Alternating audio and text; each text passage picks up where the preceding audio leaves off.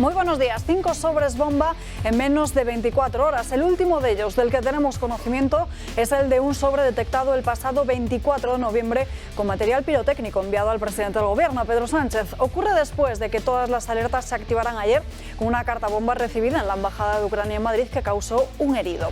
Efecto en cadena. Tras esto, una empresa de fabricación de armamento en Zaragoza recibió una carta de similares características en la tarde de este miércoles. Esa madrugada, en torno a las 3 de la mañana, ha sido la unidad militar de la base aérea de Torrejón la que ha dado el aviso de que habían recibido un sobre sospechoso, y esta mañana le ha tocado al Ministerio de Defensa, donde ha llegado una carta incendiaria no explosiva que se activa cuando el usuario tira de un sedal. La policía ya ha activado el protocolo antiterrorista y advierte de que es muy probable que hoy se detecten más cartas bomba o paquetes en organismos oficiales, ya que se cree que el origen es el mismo, la misma persona o la misma organización, y con esa hipótesis es con la que trabajan. Lo que llama la atención es que no hayamos conocido hasta hoy que a Moncloa, Pedro Sánchez, también les llegó uno de estos paquetes y que lo hizo hace ya una semana.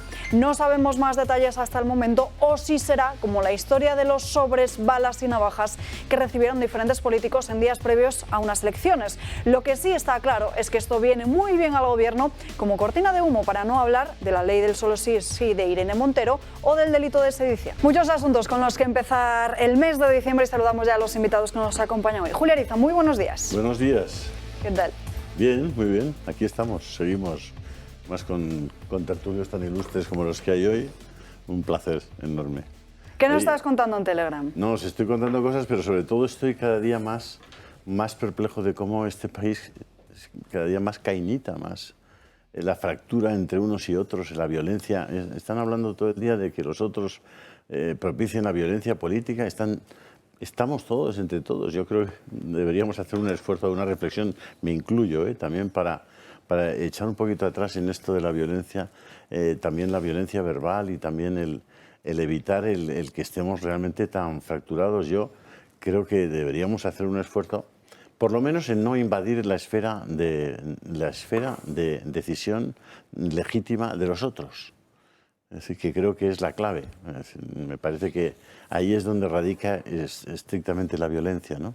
En que puede haber una parte que esté empeñada en cambiar la vida de los otros, y de sus hijos, y de sus familias, y de sus vidas, ¿no?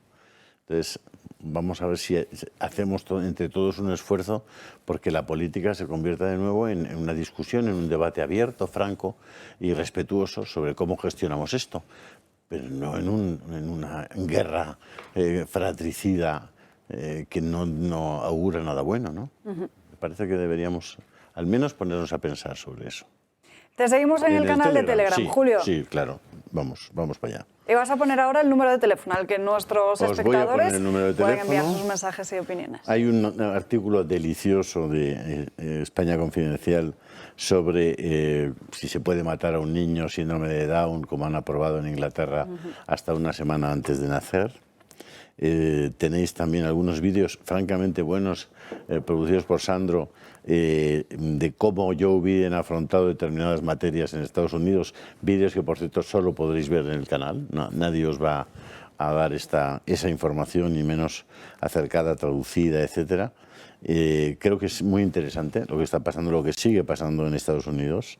Hay un vídeo maravilloso de la evolución, creedme que vale la pena verlo, la evolución de la eficacia de las vacunas a lo largo del tiempo. Solo ver ese vídeo, que creo que podemos probablemente verlo aquí luego, te quedas muy perplejo de cómo las farmacéuticas han ido gestionando la credibilidad de sus productos.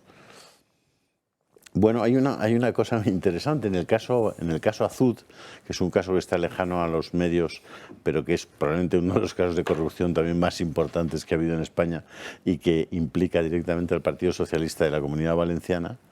Ha salido un tipo que se llama Manolo Mata, en el que dice que todo el caso Azud es una operación de persecución política, y dice cómo lo ha sido el caso Zaplana, que ha sido una operación de política de persecución. Vale la pena porque son cosas que se pueden ver en muy poquitos medios, pero que te completan el panorama de la realidad. Y luego Román Cendoya nos envió ayer la relación de todas las portadas de Perú en este momento, para que sepáis qué está pasando allí, porque siguen pasando cosas muy importantes en Brasil, en Perú, en Colombia, muy importantes. Y aquí llega vamos, no la mitad de la mitad. Aquí no llega prácticamente nada y si saliéramos a la calle a preguntar a la gente qué está pasando en esos países, por supuesto, no te dan ninguna información, ¿no? Pues hay que seguirte. Hay que seguir, sí, tenéis ahora mismo os pongo en el Telegram el número de teléfono para que nos pongáis los mensajes. José María Francas, muy buenos días. Muy buenos días. Pues yo esta mañana he hecho huelga de hambre intelectual televisiva cuando he visto que en la 1 se dedicaban casi todos a justificar lo que hizo ayer Irene Montero, sus declaraciones y tal. Me he dado cuenta que hoy al menos no me interesaba nada perder el tiempo y era preferible cualquier otra cosa como era ir a pasear, cosa que es lo que he hecho. De todos modos, sí que me parece interesante darme cuenta que estamos volviendo al momento del postureo y sin quitar gravedad a la guerra de Ucrania, que la tiene. Me parece un poco de cachondeo lo que se organizó ayer en la Embajada de Ucrania y lo que se está organizando esta mañana. Porque claro, saber que un señor ha abierto una bomba y lo que ha hecho es un arañazo en el dedo y fuera hay como 10 coches de policía, guardia civil, etcétera, paralizan la calle y todas las televisiones se dedican a eso, a mí me parece que eso, si no es humor negro, no sé exactamente qué es, porque es absolutamente ridículo. Si eso pasa esta mañana, donde ya algunos periodistas ya no hablan de bombas, sino que hablan de material pirotécnico, es decir, petarditos. Cartas incendiarias. Entonces, claro, que siga habiendo policía, que en Zaragoza, han dicho, toda la policía que había en Zaragoza fue inmediatamente a que la empresa. Y ahora parece que el presidente de gobierno le negó eso. Hombre, falta la ministra de Defensa, Pante Marlaska, que digan que también les legó algo parecido. Y entonces tenemos el show montado para un asunto muy simple que has dicho tú al principio. Para que el tema económico pase mejor vida, para que la ley del sí es sí, que yo ya no pienso si puedo llamarla nunca más sí es sí, sino la ley Montero o la ley Irene Montero, para que se vea quién es la madre de la criatura, pues para que no hablemos de eso, ¿no? Menos mal que viene Juan y podemos hablar de economía, guste o no, a los poderes fácticos de este país y de las bombitas espero dedicarle poco tiempo. Juan Iranzo, muy buenos días. Buenos días, encantado de volver a tu programa y efectivamente no olvidemos la situación económica porque prácticamente hay unanimidad respecto a que ya estamos en caída del PIB, de tal manera que si se confirma la misma situación en el primer trimestre del año, estaremos en recesión técnica, porque serán 2 trimestres seguros. Y eso prácticamente se da por seguro. Es verdad que también se está produciendo, como consecuencia de esa desaceleración y de la situación de China, que tendríamos que analizarlo con detalle, lo que se está produciendo, bueno, pues está cayendo el precio de las materias primas. Por tanto, también, y esa es la única buena noticia, es que a lo largo del mes de noviembre podemos confirmar ya prácticamente la inflexión en la inflación, que no quiere decir que no siga a niveles estratosféricos, al 10% en la Unión Europea, en la Unión Monetaria en concreto, sigue al 6,8% en España, con un enjuague nuevamente con la tarifa, pero bueno, 6,8%, y de tal manera que eso sí que está generando un efecto que está tranquilizando un poco a los mercados porque la subida de tipos de interés va a ser menor. Pero también te voy a dar un dato que te traigo en tu honor, que te va a gustar, un estudio del sector farmacéutico, que pone de manifiesto que la inflación más que ha superado al sector farmacéutico. En concreto, el precio medio de la vacuna del COVID en el año 21, el primer año que se empezó a inyectar, fue de 18